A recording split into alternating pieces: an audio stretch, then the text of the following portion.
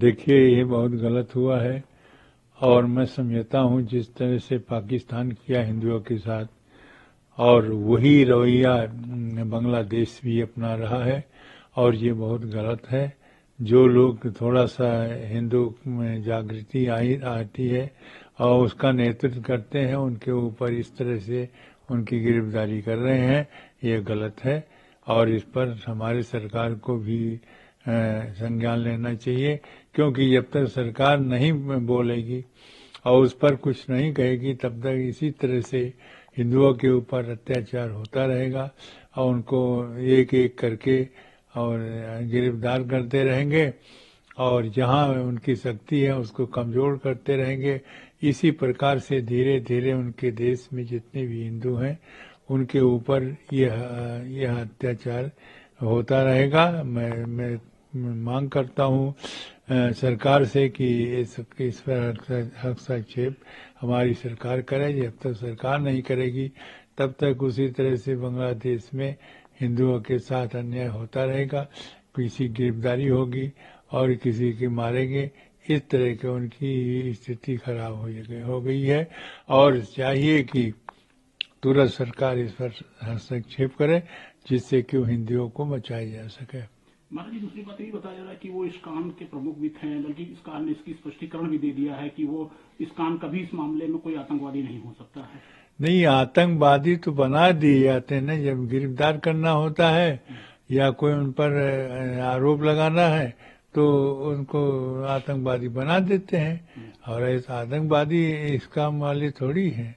और इस तरह से जो कर रहे हैं वो गलत है। गलत तरीके से हिंदुओं को सताया जा रहा है, वो पता नहीं क्या क्या हो रहा है, लेकिन इस पर सरकार नहीं ध्यान दे रही है, जो बहुत गलत है। और जब तक सरकार का ध्यान नहीं जाएगा और उस पर आरोप नहीं लगेगी, अंतर्राष्ट्रीय दबाव पड़ेगा, तभी जाके हिंदुओं का बचाव होगा।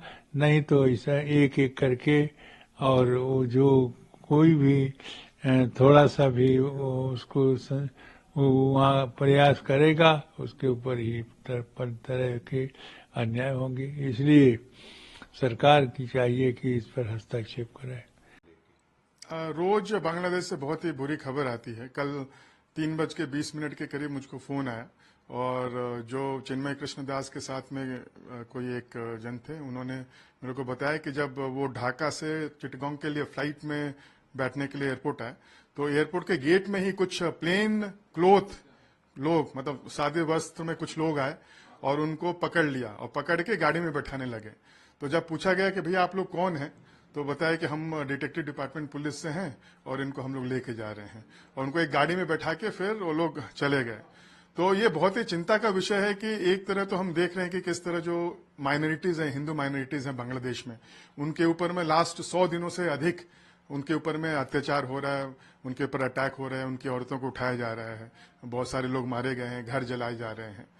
और ऐसी परिस्थिति में हमने देखा कि चिन्मय कृष्ण दास एक पूरे माइनॉरिटीज मूवमेंट का वो फेस बन गए थे। और हमने ये भी देखा कि जो भी प्रोटेस्ट हुआ उनके अंडर में, वो बहुत ही शांतिपूर्व ढंग से हो रहा था। कुछ दिन पहले, 2 दिन पहले ही हमने देखा कि रंगपुर में 4 लाख लोग इकट्ठा होकर वो प्रोटेस्ट कर रहे हैं। लेकिन हम सब देख सकते हैं कि कितना वो शांतिपूर्व तरीके से वो लोग प्रोटेस्ट कर रहे हैं। प्रोटेस्ट भी वो हरिनाम महामंत्र के द्वारा, और उनका सिर्फ एक ही गवर्नमेंट से अनुरोध था कि जो उनका जो 8 पॉइंट है, जैसा कि उनको सुरक्षा प्रदान की जाए, जिनके घर जल गए हैं उनको मुआवजा दिया जाए। तो इस तरह के वो 8 पॉइंट का ही वो गवर्नमेंट से वो अनुरोध कर रहे थे कि इसको लागू करने के लिए, उनको सुरक्षा के लिए प्रदान की जाए। लेकिन हम देख रहे हैं कि गवर्नमेंट उनकी बातें सुनने के बजाय, हमने देखा कि किस तरह देशद्रोह का मामला उनके अगेंस्ट में किया गया। और उनके ही नहीं, और भी 18 लोग हैं उनके विरुद्ध में देशद्रोह का मामला किया, और अलग अलग तरीके से तंग करने के लिए, ताकि ये जो प्रोटेस्ट है वो बंद हो जाए, वो प्रयास किए जा रहे हैं। और कल जो हुआ वो तो बहुत ही आश्चर्यचकित करने वाला है, क्योंकि इतने, जब पूरा जो हिंदू समुदाय है और जो माइनॉरिटीज है बांग्लादेश के, अभी वो लोग बैकफुट में हैं। और जब वो लोग अपनी बातों को कहने के लिए, उनका कोई एक मुख हुआ है, उस मुख को ही गवर्नमेंट अरेस्ट करके जब लेके जा रही है तो ये बहुत दुर्भाग्यपूर्ण है, क्योंकि इतने जो हताश लोग हैं, 1.5 करोड़ हिंदू हैं और 3 करोड़ पूरा मिला के माइनॉरिटीज 3 करोड़ लोग हैं, उनके मुख को अरेस्ट कर देना और जो शांतिपूर्व जो प्रोटेस्ट है उसका दमन करने की चेष्टा करना बहुत ही दुर्भाग्यपूर्ण है।